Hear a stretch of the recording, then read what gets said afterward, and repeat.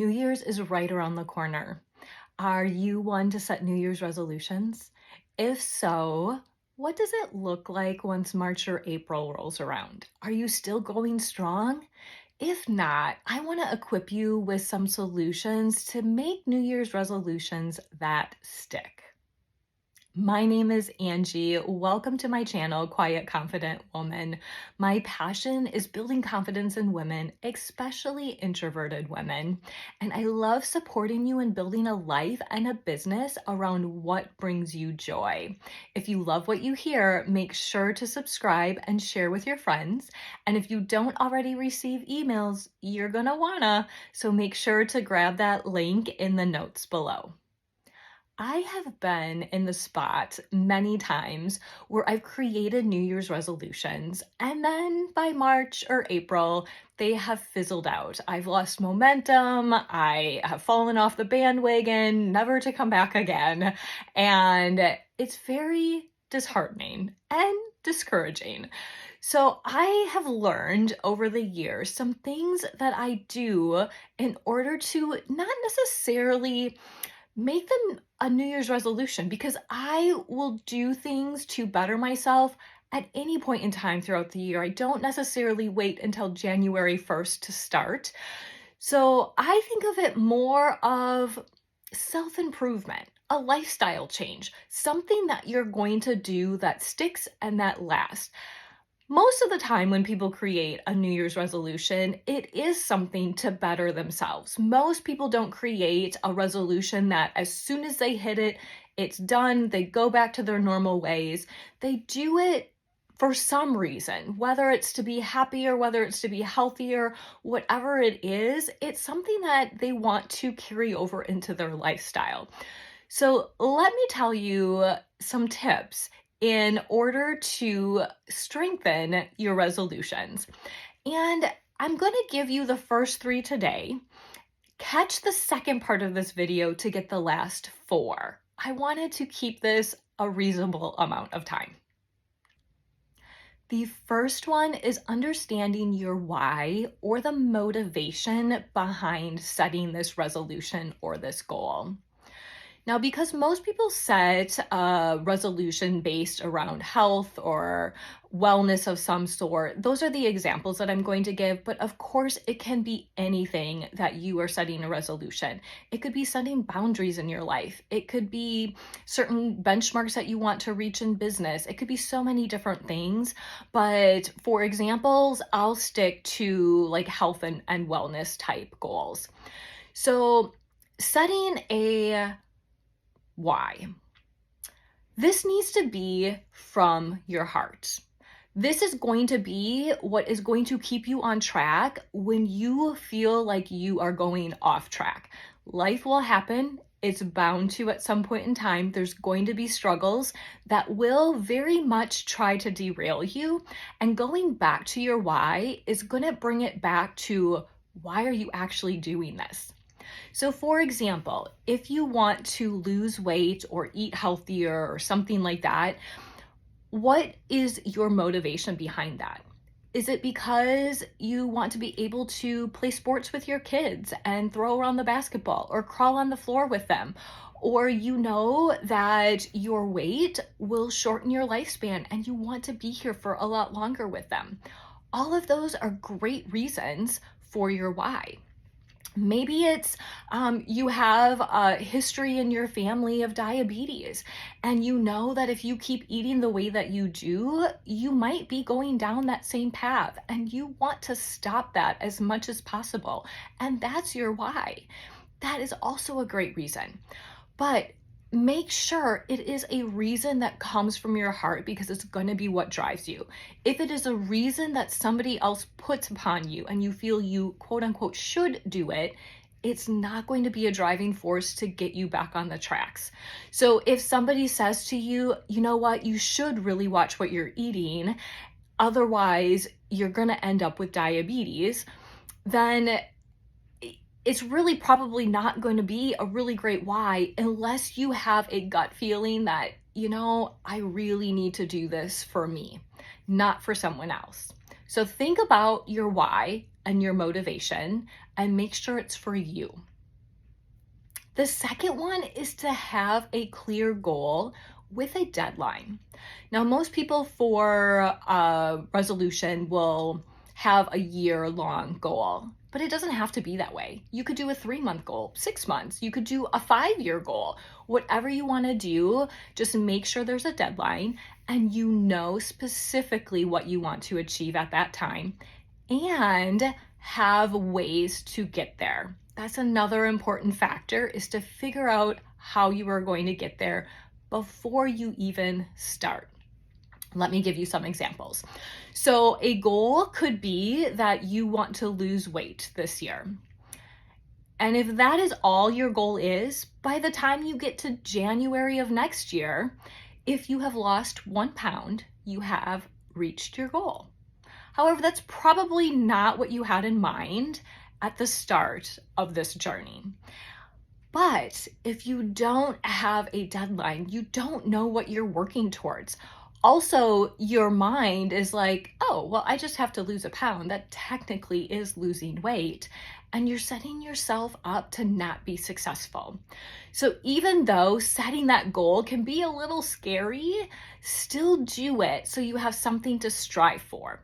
Can you change it as time goes on? Absolutely. You know what? If your goal was to lose 50 pounds and at the end of the year you lost 25, you know what? That's 25 more than what you would have if you wouldn't have tried to reach the 50, right?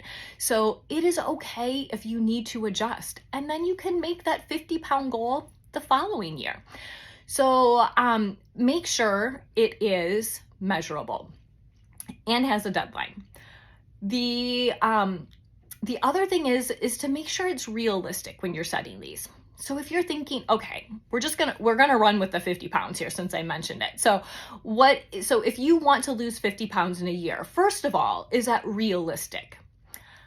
If you Google and say how much weight per week is realistic to lose, I did this and it was between 0.5 pound and 2 pounds. So that's a pretty broad range. For the sake of examples, we're going to go with 1 pound. It's not to the very high end and it's not to the super low end. So 1 pound, which would be 4 pounds a month, which would equal 48 pounds a year. So yes, I just had to figure out that math in my head. So we are going with 48 pounds a year. And so if your goal is 50, that seems pretty doable, right? That seems doable. So now you know, if you break it down, you're going to aim for 4 pounds every single month. Now, how are you going to do that? What are you going to do? Are you going to eat healthier? If you say yes, how are you going to eat healthier? If you go to maybe fast food places 5 times a week, are you going to cut that down to 1 or maybe twice a month? If you don't really add in fruits or vegetables and that is something that you are incorporating in this goal, are you going to add that in? If you know that you want to eat in a calorie deficit, so you know how many calories you burn throughout the day and what your body just naturally uses, and you want to eat less than that, do you know how to do that? Do you know how to count your calories and do all of those things? So figure out how you're going to get there. Now, one thing that I'll encourage you to do is these end goals, like losing weight, can have many different mini parts as part of that one goal. So we just discussed 3 of them: calorie deficit, adding fruits and vegetables to every single day, and then adjusting your out to eat habits. That's a lot to change all at once, right? And it's studied that to change a habit, for it to be effective, you can only do 1 to 2 at a time. So maybe you start with eating out less frequently. Maybe instead of 5 times a week, you bump that down to 1 or 2. And that's what you focus on for the first couple of weeks or a month. And then once you feel you have that pretty set and pretty down, then you add in the next layer. Maybe that's adding fruits and vegetables to your day. And you go ahead and figure out recipes that makes fruits and vegetables tasty to you, and you can add that in. And then maybe a couple months later, you're like, okay, now I'm going to figure out this calorie deficit thing. You figure out how to count calories. How do you find how many calories are in a hamburger? All of those different things, and you add that in. So all of those pieces will end up letting you get to your ultimate goal, but it's going to take time. And it also is going to take time to research it. So if you start out right away saying, I'm going to eat in a calorie deficit, I'm adding fruits and vegetables, and I am not going out to eat, that's a lot and it's overwhelming. And you very much may be setting yourself up for failure in just a month or two. And that's why people don't stick with a New Year's resolution for very long, because they go gangbusters and try to do all things at once instead of just layering small pieces at a time. And if you find that you have not lost any weight by the time you have cut back how often you go out to eat, adding in fruits and vegetables, and figuring out how to count calories, that's okay. Look how much you have learned and have set yourself up for better success than if you had just dove in head first, right?